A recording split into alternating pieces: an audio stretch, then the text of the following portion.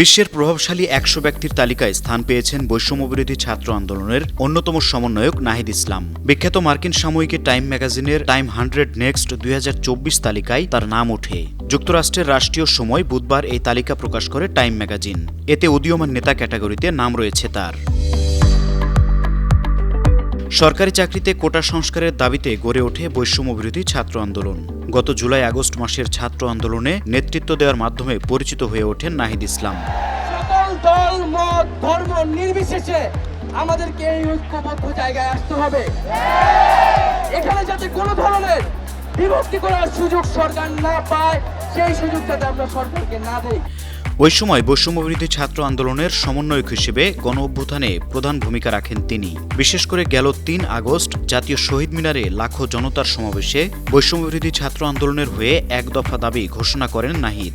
আর সেই এক দফা দাবি হল তৎকালীন প্রধানমন্ত্রী শেখ হাসিনা সহ এই সরকারের পদত্যাগ।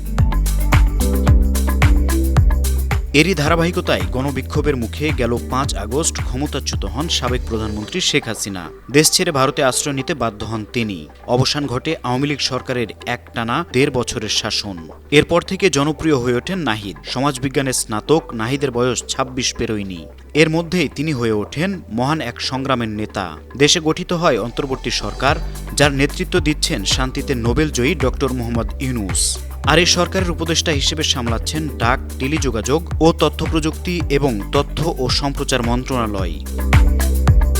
গেল ২৪ সেপ্টেম্বর নাহিদ ইসলামের সাক্ষাৎকার নেয় time magazine. Time magazine Nahid সম্পর্কে লিখেছে, আন্দোলনের অনেক নেতার মধ্যে নাহিদ অন্যতম। বাংলাদেশের কুখ্যাত গোয়েন্দা সংস্থার দ্বারা নির্যাতনের শিকার হওয়ার পরে জনমানুষের কাছে তার পরিচিতি আরও বাড়তে থাকে। সাময়িকীটি বলেছে, সবচেয়ে বড় চ্যালেঞ্জ এখনও সামনে পড়ে আছে। নাহিদ ইসলাম নোবেল বিজয়ী ডক্টর মোহাম্মদ ইউনূসের নেতৃত্বাধীন অন্তর্বর্তী সরকারের ২ জেনারেশন জেড মন্ত্রীর একজন।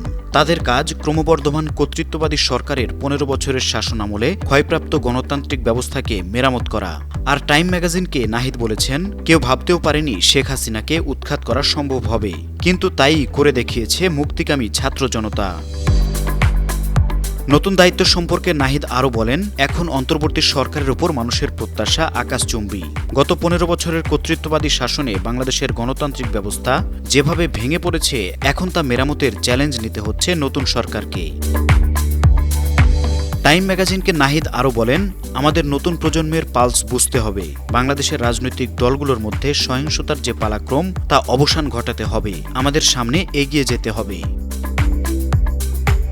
নিউজ ডেস্ক, বন্য টিভি।